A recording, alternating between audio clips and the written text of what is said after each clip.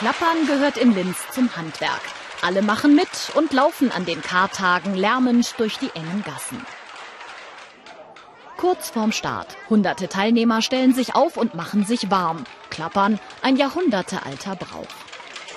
Das ist eine alte Legende. Man sagt, dass Karfreitag und Ostersamstag die Glocken von der Kirche in Rom sind, um Milchbrei zu essen, um sich für das kommende Jahr zu stärken. Und weil das Geläut eben fehlt, klappern wir durch die Stadt. Das ist im Prinzip einem Geläut nachgemacht, mit einem Gehänge unten drunter. Nele ist 3 und begeistert dabei, genau wie ihr 5 Monate alter Bruder. Die kommen schon mit Klapper auf die Welt in Linz. Also hier kommen die auch noch vom Klapperstorch wahrscheinlich. Richtig, das wird immer geklappert, von Anfang bis Ende, das gehört so. Alle. Die kleinste Klapper hat sie am Hals, die größte schleppen diese Jungs. Sie ist wie fast alle Klapperbretter selbst gebaut und seit der Fußball-WM 2006 am Start. Das hat eine Eigendynamik vom Allerfeinsten. Morgen haben wir alle solche Arme. Die laute Linzer Klapperschlange zieht im typischen Rhythmus durch die Stadt.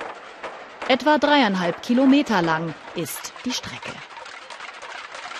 Edwin Geusenheimer hat schon 100 Klappern für Linzer Kinder gebaut, wollte heute mit Marlon mitlaufen, doch dem ist schlecht. Ja, guck mal, wie der aussieht. Wenn Sie zu viele Ostereier essen, sehen Sie auch so aus. Kurz hinter dem Kirchplatz plötzlich hören alle auf zu klappern und rufen laut Giez.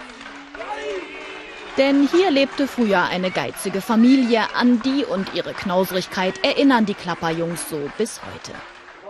Im Ziel gibt es dann Eis und Limo für die Kleinen und Bier für die großen Klapperer. Auf jeden Fall fand ich es ganz cool. Vor allen Dingen, dann bin ich eigentlich von meinem nervenden Bruder weg gewesen. Ich bin noch fit. Deswegen laufe ich heute Abend auch noch mal mit.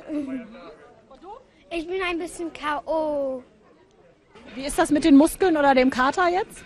Ja, die Muskeln sind sowieso vorhanden. Der Kater ist wahrscheinlich morgen früh, kommt der. Aber wir sind ja hart im Nehmen. Vom Tragen oder vom Trinken? Das müssen wir noch entscheiden. Das sehen wir heute im Laufe des Tages. Und nächstes Jahr treffen sich alle wieder hier, um kräftig Lärm zu machen.